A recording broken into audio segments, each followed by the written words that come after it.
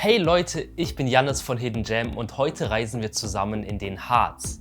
Der Harz ist das höchste Gebirge in Norddeutschland. Uns erwarten viel Natur und schöne alte Gebäude. Die Gegend lohnt sich auf jeden Fall, um dort mal wandern zu gehen, für ein Wochenende oder für ein paar Tage.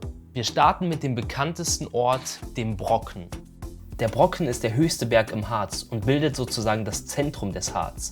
Er ist sogar der dominanteste Berg Deutschlands. Das bedeutet, man kann ihn aus riesiger Entfernung sehen. Eigentlich aus jedem Punkt vom Harz. Na gut, solange kein Nebel da ist. Und das passiert sehr häufig. Es gibt nur ca. 60 Sonnentage pro Jahr. Man kann nicht mit dem Auto auf den Brocken fahren. Entweder man wandert oder man nimmt die Brockenbahn.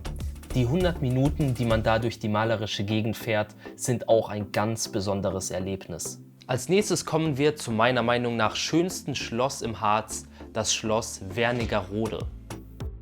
Es gibt im Harz einige Schlösser, aber das Schloss Wernigerode ist meiner Meinung nach das schönste. Es war eigentlich eine mittelalterliche Burg, die dann in der Barockzeit zu einem Schloss umgebaut wurde. Das Schloss liegt auf einem Berg und bietet einen sehr nicen Ausblick auf die Gegend und es gibt fast 50 Ausstellungsräume, die man besichtigen kann. Jetzt wird es Zeit für einen kleinen Spaziergang zu den Sandsteinhöhlen. Wandern ist eine der meistgemachten Aktionen im Harz. Ein cooles Ziel dafür sind die Sandsteinhöhlen. Nach einem längeren Spaziergang durch den wunderschönen Wald kommt man zu diesem Hidden Gem. Die Höhlen sollen mal von den Germanen als Versammlungsplatz genutzt worden sein. Johannes und ich haben uns dort einfach ein bisschen ausgeruht und die Natur genossen, bevor es dann weiter zu den nächsten Zielen ging. Für Adrenalin-Junkies wird es jetzt interessant. Die Rapp-Bodeltalsperre ist ein 106 Meter hoher Wasserdamm. Es ist die größte Talsperre Deutschlands und sie wird heute als große Touristenattraktion für Outdoor-Events genutzt. Mit einer Zipline kann man 1 Kilometer lang mit bis zu 85 km/h durch die Luft gleiten. Oder man lässt sich im Ultrashot 38 Meter hoch in die Luft katapultieren. Oder man läuft seitlich an einem Aussichtsturm herunter oder man macht einen Gigaswing, eine Art riesige Schaukel mit freiem Fall. Also hier ist auf jeden Fall einiges zu erleben. Vielleicht mal ein guter Kontrast zum sonst eher entspannten Harzerlebnis. Weiter geht es mit einem richtig coolen Gebäude, der Gustav-Adolf-Stabkirche. Diese Kirche hat uns durch ihr besonderes Aussehen angelockt. Sie sieht nicht wie eine typisch deutsche Kirche aus. Ist es auch nicht. Sie wurde nach norwegischem Stil gebaut. Karl Mohmann, der Architekt, besuchte einmal Norwegen und war so sehr von den Kirchen dort begeistert, dass er Anfang 1900 die Gustav-Adolf-Stabkirche errichten ließ. Der Name kommt von einem norwegischen König. Manchmal hat man das Gefühl, dass die Natur überhaupt nicht natürlich aussieht. Das gilt auch für die Teufelsmauer. Die Teufelsmauer ist eine Reihe von aneinanderliegenden Steinfelsen. Man kann sie an 3 verschiedenen Stellen sehen und sie erstreckt sich auf insgesamt 20 Kilometer. Es gibt viele Sagen und Mythen über diesen Ort und wie die Mauer entstanden ist. Aber was sicher ist, dass der Ort wirklich wunderschön ist und die ganze Umgebung darum auch. Besonders zum Sonnenauf- und Untergang. Schöne Gärten, alte Mauern und sehr viel Ruhe. Wir besuchen das Kloster Drübeck. Das Kloster war mal eine Benediktinerinnenabtei und das Gebäude ist schon über 1000 Jahre alt. Heute ist es eine pädagogisch-theologische Tagesstätte.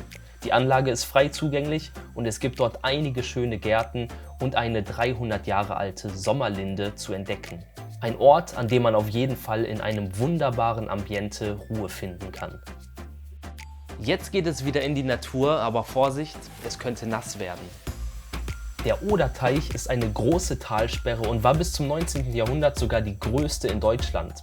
Das Wasser wurde für Bergarbeiten genutzt und die Kanäle dort sind alle künstlich errichtet. Man kann in dem Wasser baden oder um den See spazieren. Es gibt auf dem Rundweg einige Stege, die durch die Moorgegend führen, die direkt an den See angrenzt. Als nächstes haben wir gleich mehrere Burgen und Schlösser zusammengepackt. Es gibt nämlich einige davon im Harz zu entdecken.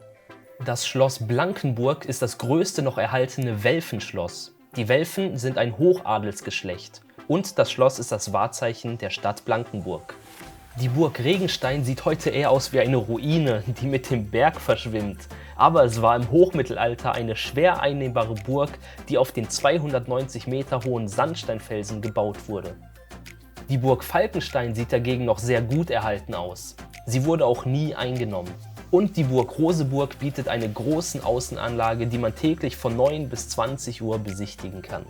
Wir beenden unsere Reise in schwindelerregenden Höhen.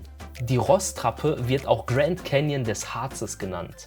Es ist ein 403 Meter hoher Granitfels mit spektakulärer Aussicht. Allein der Weg zum Aussichtspunkt ist schon ein einzigartiges Erlebnis. Interessant ist auch ein Hufabdruck auf dem Felsen, um den es einige Sagen und Mythen gibt. In der ganzen Gegend gibt es einige Aussichtsplattformen und Restaurants. Das waren unsere Spots aus dem Harz. Wenn du noch einen Ort kennst aus der Gegend, den wir im Video nicht erwähnt haben, dann schreib uns das gerne in den Kommentaren. Ansonsten abonniere gerne unseren Kanal, um keine Videos zu verpassen. Und dann sage ich nochmal Dankeschön fürs Zuschauen und bis zum nächsten Mal. Euer Jannis von Hidden Gem.